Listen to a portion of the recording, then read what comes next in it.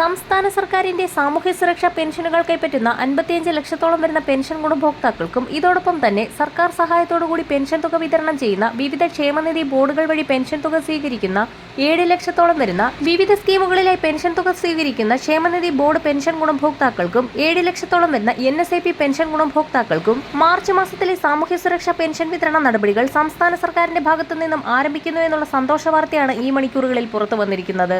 സംസ്ഥാനത്ത് ഫെബ്രുവരി മാസത്തിലെ സാമൂഹ്യ സുരക്ഷാ പെൻഷൻ വിതരണം അവസാനിച്ച സാഹചര്യത്തിൽ മാർച്ച് മാസത്തിലെ പെൻഷൻ തുകയും കുടിശ്ശിക വിതരണവും സംസ്ഥാന സർക്കാരിന്റെ ഭാഗത്തു നിന്നും ആരംഭിക്കുന്ന സാഹചര്യത്തിൽ സർക്കാർ നേരത്തെ പ്രഖ്യാപിച്ചിട്ടുള്ള തദ്ദേശീയ തലത്തിൽ വാർഡ് അടിസ്ഥാനമാക്കിയുള്ള 55 ലക്ഷത്തോളം വരുന്ന സാമൂഹ്യ സുരക്ഷാ പെൻഷൻ ഗുണഭോക്താക്കൾക്ക് മാത്രമായുള്ള വാർഡ് തല സോഷ്യൽ ഓഡിറ്റിംഗിന്റെ ഭാഗമായി പെൻഷൻ പട്ടികയിൽ നിന്ന് പുറത്താക്കപ്പെട്ട ഗുണഭോക്താക്കൾക്ക് മാർച്ച് മാസം മുതലുള്ള പെൻഷൻ തുകയ്ക്ക് അർഹതയുണ്ടാവുകയില്ല. ഇതോടൊപ്പം തന്നെ കുടിശ്ശിക പെൻഷൻ തുകയ്ക്കും ഇവർക്ക് അർഹതയുണ്ടായിരിക്കുകയില്ല എന്ന് ധനവകുപ്പ് വ്യക്തമാക്കി. ഇന്ദിരാഗാന്ധി ദേശീയ വാർദ്ധക്യകാല പെൻഷനുകൾ, വിധവാ പെൻഷനുകൾ, ഭിന്നശേഷി പെൻഷനുകൾ കൈപ്പറ്റുന്ന 7 ലക്ഷത്തോളം വരുന്ന കേന്ദ്രവിഹിതം കൂടി ചേർത്ത് പെൻഷൻ തുക സ്വീകരിക്കുന്ന NSAP പെൻഷൻ ഗുണഭോക്താക്കൾക്ക് ഫെബ്രുവരി മാസത്തിലെ പെൻഷൻ തുകയിൽ 200 മുതൽ 500 വരെയുള്ള കേന്ദ്രവിഹിതത്തിന്റെ വിതരണം ആധാർ അധിഷ്ഠിത ബാങ്ക് അക്കൗണ്ടുകളിലേക്ക് ആരംഭിച്ചിട്ടുണ്ട്.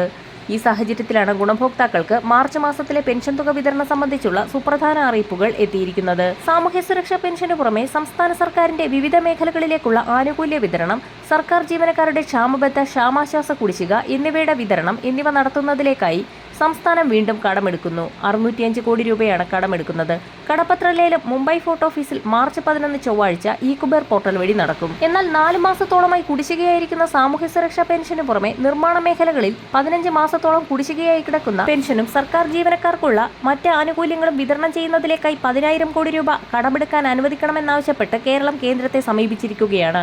മാർച്ച് മാസത്തിലെ ചിലവുകൾക്ക് ഇതുകൂടി ലഭിക്കണമെന്നാണ് ബാലഗോപാൽ അറിയിച്ചിരിക്കുന്നത്. തനത് മാസത്തിലെ പെൻഷൻ വിതരണം, കുടിശ്ശിക വിതരണം ഇതിനു പുറമെ പെൻഷൻ തുക 1,800 വരെ ഉയർത്തുമെന്നുള്ള സുപ്രധാന തീരുമാനം കൂടി ധനവകുപ്പിന്റെ ഭാഗത്തു നിന്നും പുറത്തു വന്നിരിക്കുകയാണ്.